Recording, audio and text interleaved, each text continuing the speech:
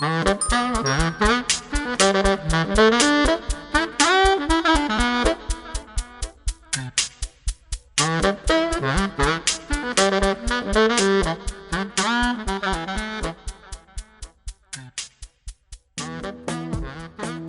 notre conviction, elle aurait pu être résumée dans une phrase de l'historien Théodore Zeldin. Je rappelle que c'est notre grand parrain. Il a dit beaucoup de choses, mais il a notamment dit que c'est par la relation entre une personne et une autre que l'on change le monde.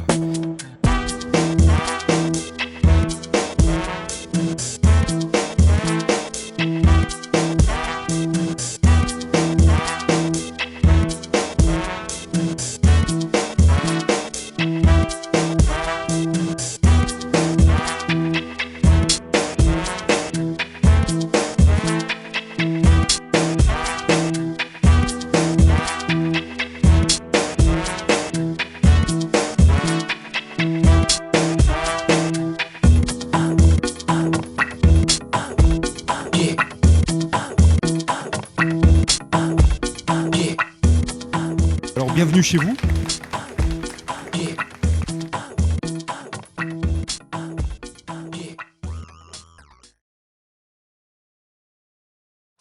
Pour ce premier rendez-vous de l'année, on a effectivement la chance d'accueillir l'anthropologue Jean-Loup Amsel, donc directeur d'études à l'École des hautes études en sciences sociales. Vu d'ici, ça fait peur, quoi, hein, c'est impressionnant. Un grand merci à lui.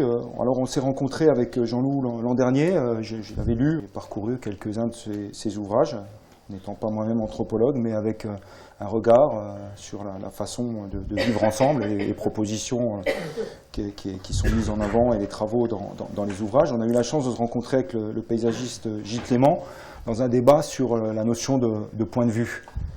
Et c'était en décembre 2014. C'était en décembre 2014, avant les attentats de janvier. Et on sentait déjà en décembre 2014 une espèce de malaise. Pendant la pause, on s'était parlé un petit peu et on avait évoqué le besoin de réfléchir et travailler sur les mots. Et je lui avais dit, parce qu'on s'est très vite tutoyé, ce serait bien quand même qu'on continue à échanger avec quelques amis ici. J'en avais parlé à Alain Faure, à Laurent, à d'autres, en disant il ne faut pas perdre la bataille des mots. Et là, il y avait vraiment un malaise en décembre l'an dernier. Et puis sont arrivés les fameux événements du mois de janvier. Et on a continué à se dire, voilà, il faudrait commencer par inviter Jean-Loup pour réfléchir. On n'avait pas fait la connexion avec rendez-vous en sciences humaines, mais il y avait une possibilité en tout cas. Alors merci d'être là. Alors on dit de vous, et on le répète dans la presse, que vous êtes un des plus grands anthropologues français. Nous sommes flattés de cette visite, nous sommes flattés de ta visite. Je rappelle simplement dans les travaux qu'on peut retrouver que tu as travaillé pendant des années sur la notion d'ethnicité, d'identité, de métissage, qui sont quand même des mots forts aujourd'hui et depuis longtemps dans notre pays et au-delà. Vous êtes l'inventeur d'une anthropologie des branchements. J'en ferai aucun résumé, ni ne pousserai vers ce chemin-là. Tu es l'auteur d'une vingtaine d'ouvrages. Moi, j'ai lu très vite après notre échange, puisque tu m'as envoyé cet ouvrage, un ouvrage qui est à l'entrée ici, qui s'appelle « Les nouveaux rouges-bruns, le racisme qui vient », et c'était en 2014. Et le racisme était déjà là, et il est venu et il s'est imposé. Donc, ce qu'on aime bien chez Jean-Loup Amsel et chez un certain nombre des personnes qu'on choisit ici dans ces rendez-vous, c'est qu'il fait partie des scientifiques qui ne craignent pas de s'impliquer dans le débat public, dans la logique aussi, et en s'appuyant sur leurs compétences et sans trop se décaler par rapport à la compétence. Et c'est une des seules voix que j'entends actuellement, que je lis, pour un contre-discours de ce qui se raconte sur notre pauvre pays de France. Donc quand on a échangé avec lui sur la conférence, à partir du moment où il a dit « d'accord, je viens », la question s'est posée, mais sur quel thème précis? J'avais envie de l'entraîner vers l'hybridation, sur les mots, la clarté des mots. Et puis il nous a tout de suite envoyé un titre, voilà, la racialisation du débat politique. C'est un titre qui s'est très vite imposé.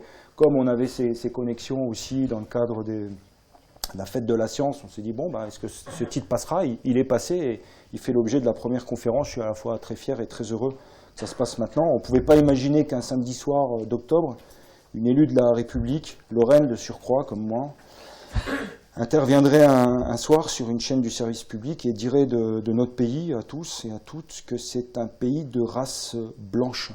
Voilà, donc il y a des jours où on aimerait se tromper sur les titres et sur les prémonitions. Il y a des jours aussi où j'ai honte de mon pays, mais quand je te lis et quand je t'entends, je retrouve un petit peu de vigueur et d'envie de construire autrement en s'appuyant aussi sur des disciplines des sciences humaines qui posent un certain nombre de choses fondamentales.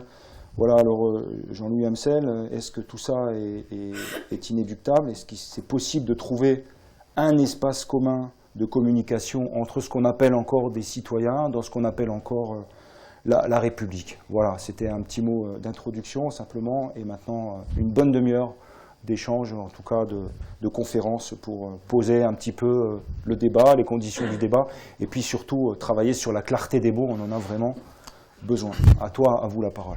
Bon, merci Luc, je ne me hasarderai pas à prononcer ton nom, non. C'est une gageure, même si j'ai l'habitude des noms polonais, mais le tien est peut-être particulièrement difficile à prononcer. Bon, donc merci à Luc. C'est la richesse de ce beau pays de France. Merci à toi Luc, et donc merci aussi à Laurent Bègue, directeur de la MSH, et à toutes les équipes qui ont fait en sorte que cette séance ait lieu. Alors, vous allez vous demander d'emblée pourquoi est-ce qu'un anthropologue se mêle de la question de la racialisation du débat politique. Je crois que la race et la racialisation ont toujours été au cœur de cette question brûlante. Luc a rappelé la sortie, je ne dirais pas malencontreuse, parce que je crois qu'elle était bien calibrée, de Nadine Morano, cette grande figure de l'intellect français. Une des grandes figures. Une des grandes figures, rejointe par cette autre grande figure de l'intellectualité, de l'intelligentsia française, Brigitte Bardot, qui a apporté son soutien hier ou aujourd'hui au propos de Nadine Morano. On apprécie particulièrement Brigitte Bardot, puisqu'elle s'occupe particulièrement des bébés phoques et accessoirement de la race blanche, de la défense de la race blanche. Donc cette question de la race et de la racialisation, je crois que ça a toujours été au cœur de la problématique de l'anthropologie et des anthropologues, parce que l'anthropologie sociale et culturelle, la plus noble, celle qui met l'accent sur le rôle de la culture et de la société dans le façonnement du comportement des individus, est elle-même la fille de l'anthropologie physique du XIXe siècle, de celle qui s'était vouée à l'identification des races humaines, race noire, race blanche, race jaune, etc., et qui s'attachait à étudier les mensurations des crânes et des os, etc. Et malheureusement, l'anthropologie biologique, qui a pris la suite de l'anthropologie physique du XIXe siècle, et qui travaille sur les gènes, l'anthropologie génétique actuelle, en dépit du fait qu'elle nie l'existence des races, à la suite de la déclaration de Nadine Morano, tout le monde, tous les généticiens, les biologistes, se sont employés à affirmer que les travaux de l'anthropologie génétique niaient l'existence des races humaines. Eh bien, en fait, cette anthropologie génétique, quoi qu'elle l'affirme, reproduit d'une certaine façon l'anthropologie physique du XIXe siècle, puisqu'elle continue d'adopter une perspective généalogique axée sur la descendance. Donc elle renvoie à une origine. Et la question de l'origine est évidemment centrale pour ce qui concerne l'élucidation de la notion de race ou du mésusage de la notion de race. Alors, je crois que donc ma conférence, mon exposé va porter sur 3 points. Le premier point, donc, c'était l'anthropologie et la race. Le deuxième point, ça sera le déclin de l'universalisme. Le troisième point, ça sera l'hégémonie de l'ultralibéralisme. Et 4e point, les réactions de la gauche et de l'extrême gauche. Alors j'en viens donc à mon deuxième point, qui est le déclin de l'universalisme, et en particulier du marxisme. Je crois que depuis mai 68, et aussi, et peut-être davantage la chute du mur de Berlin en 1989 et de l'URSS en 1991, à la place d'un récit horizontal qui divise la société en classes sociales, ou qui divisait plutôt la société en classes sociales, hein, dans les années d'après-guerre, 50, 60, 70, à cette pensée unique que constitue l'hégémonie de l'ultra-libéralisme. Puis c'est l'idée, au fond, qui avait été énoncée par Margaret Thatcher dans les années 70, c'est que c'est l'argument TINA, hein, there is no alternative, hein, il n'y a qu'une seule politique possible. Enfin, c'est ce qui a été réaffirmé par Merkel au moment de la crise grecque, c'est-à-dire qu'il n'y a pas d'autre moyen de gérer l'économie que d'adopter, que de suivre les principes de l'ultra-libéralisme. Alors face à cet ultra-libéralisme, l'idée qu'il faut se soumettre aux lois du marché et qu'il n'y a pas d'autre loi possible que le marché pour régir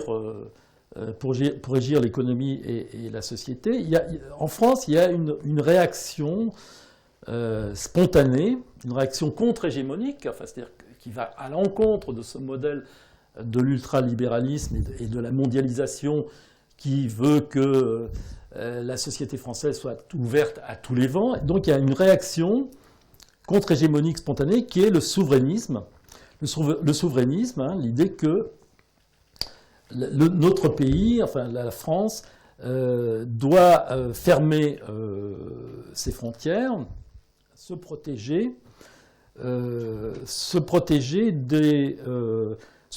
contre l'invasion des marchandises étrangères et se protéger aussi contre les étrangers, les hommes, les femmes qui viennent de l'extérieur parce que les marchandises importées menacent les entreprises françaises, tout comme les migrants menacent les emplois français. Donc, l'idée du souverainisme, c'est qu'il faut fermer les frontières et il faut se retrouver dans un entre-soi national, et un entre-soi national, mais aussi, paradoxalement, et ça c'est peut-être aussi favorisé par l'Europe, c'est ce souverainisme qui débouche lui-même sur le nationalisme, débouche aussi sur toute la série des infranationalismes, hein, des régionalismes notamment.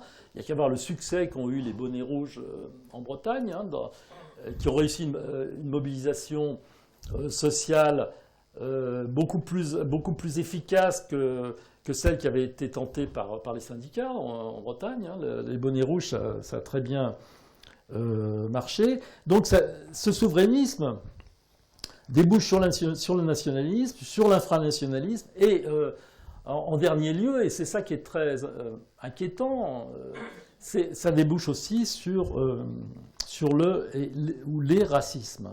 Parce qu'on sait très bien que chaque percée nationaliste, et on peut trouver beaucoup d'exemples qui vont dans ce sens, souvent débouche sur le racisme, sur l'antisémitisme et sur l'islamophobie. Alors le nationalisme, dont le souverainisme est un sous-produit, ce nationalisme n'est pas nouveau dans l'histoire récente de la France. Et il faut se souvenir qu'il était autrefois défendu par le Parti communiste français. Il y a une phase au cours de laquelle le Parti communiste français a été, comment on pourrait le dire, national communiste. Hein.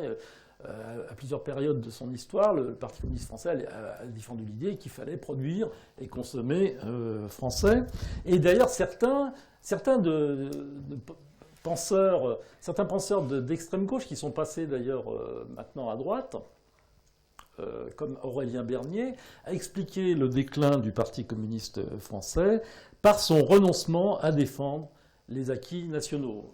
Aurélien Bernier est un journaliste qui était au front de gauche et qui est maintenant plutôt passé du côté de la droite extrême. Il a écrit un livre justement pour centré sur l'histoire du Parti communiste français, pour montrer que c'est parce que le Parti communiste français avait abandonné la défense des thèmes nationalistes qu'il avait connu le déclin qui a été le sien au cours de ces dernières années et qui va peut-être l'amener d'ailleurs à disparaître complètement.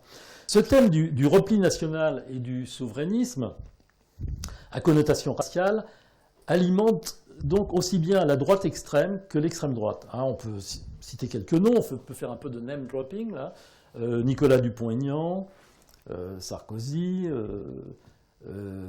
Éric Zemmour, Nadine Morano, avec sa phrase maintenant célèbre « La France est un pays de race blanche ». Le Front National, bien sûr. Je rappelle que Gilbert Collard a embrayé sur la déclaration de Nadine Morano en déclarant que l'Afrique était un pays de race noire.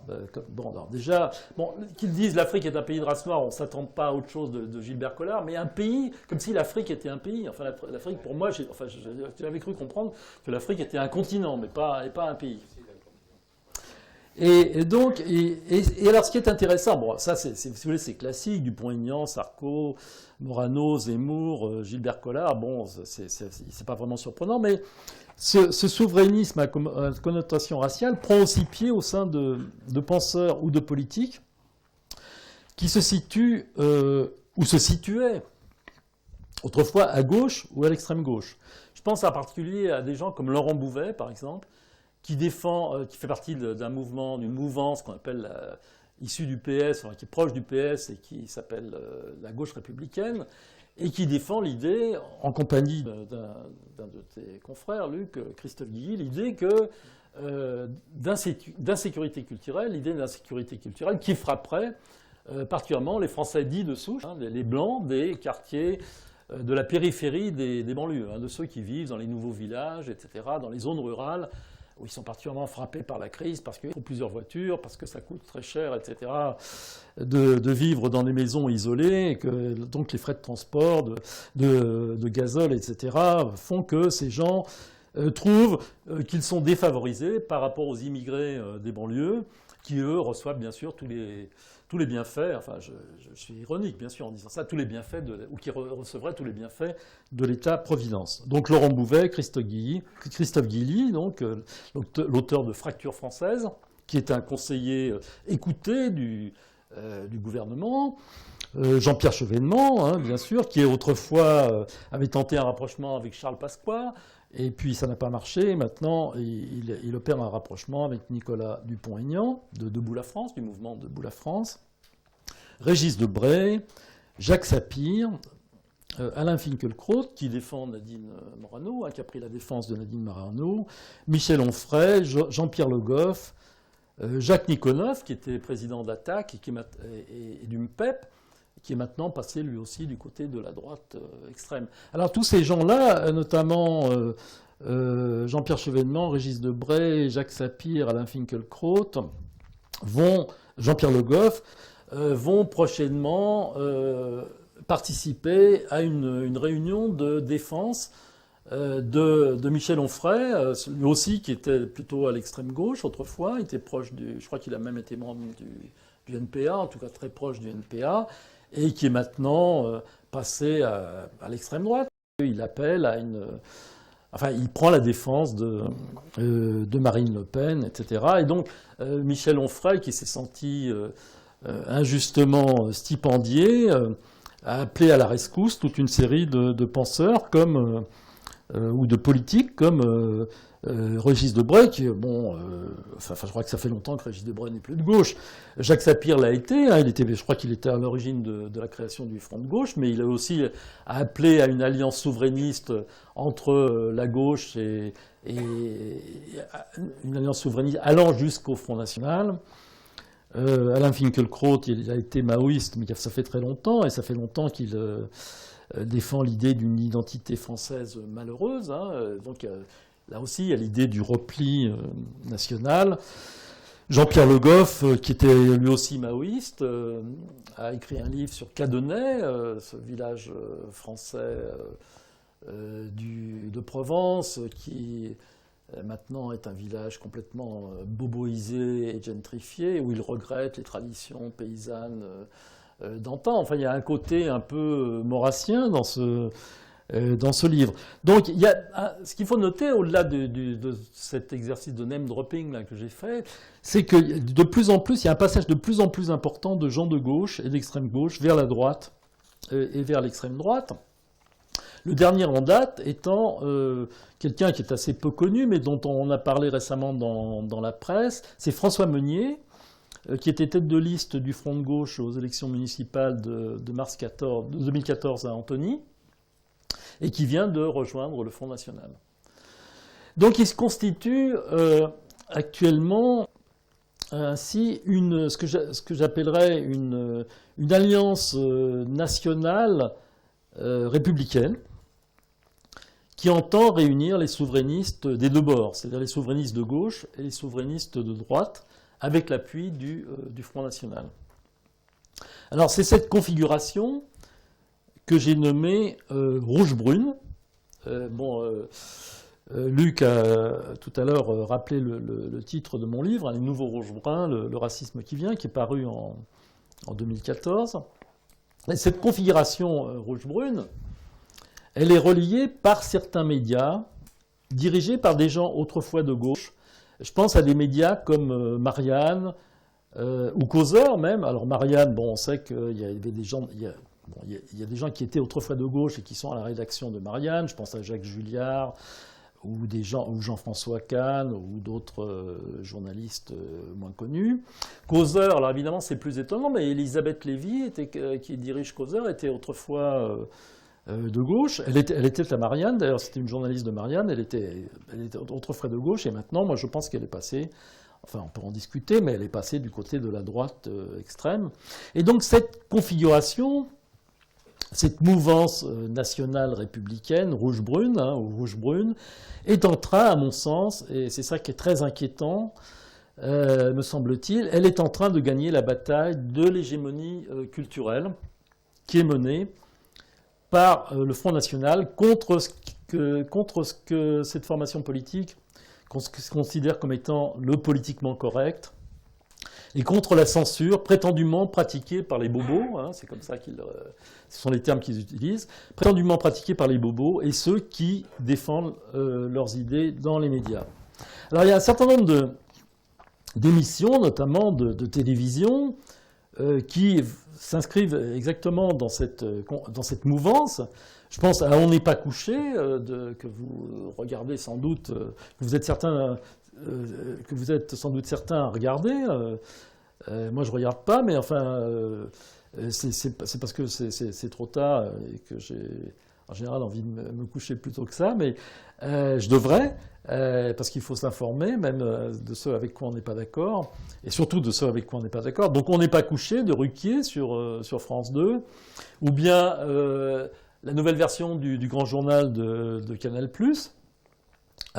qui maintenant est Canal+ étant maintenant en la possession de Vincent Bolloré, qui est en train de faire le ménage et d'imposer des gens comme Maïtena Biraben, qui joue aussi le rôle de la pénétration de ces idées nationales républicaines et rouge-brunes au sein de l'espace public et médiatique français.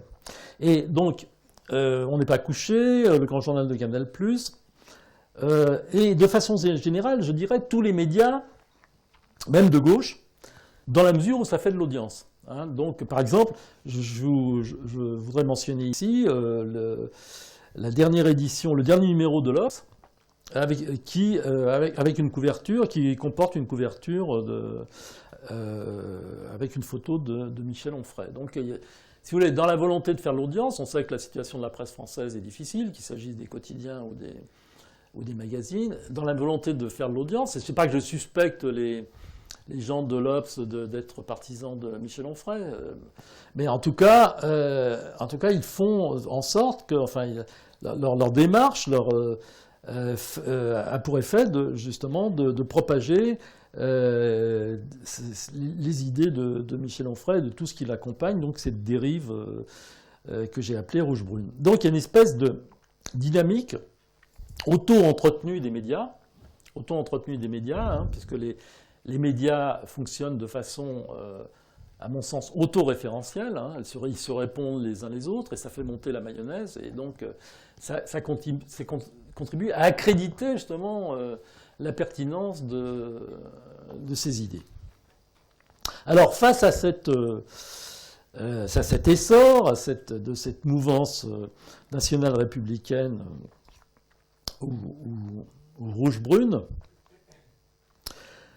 quelles sont les réactions de la gauche et de l'extrême gauche? Alors, premièrement, il faut d'abord prendre en considération la gauche de gouvernement. Je crois que face à cette hégémonie culturelle de la droite et de l'extrême droite, la vraie gauche et l'extrême gauche sont en difficulté, quoique pour des raisons différentes. La gauche de gouvernement a perdu depuis longtemps, me semble-t-il, la bataille des idées. La gauche du PS, du gouvernement, Hollande, etc.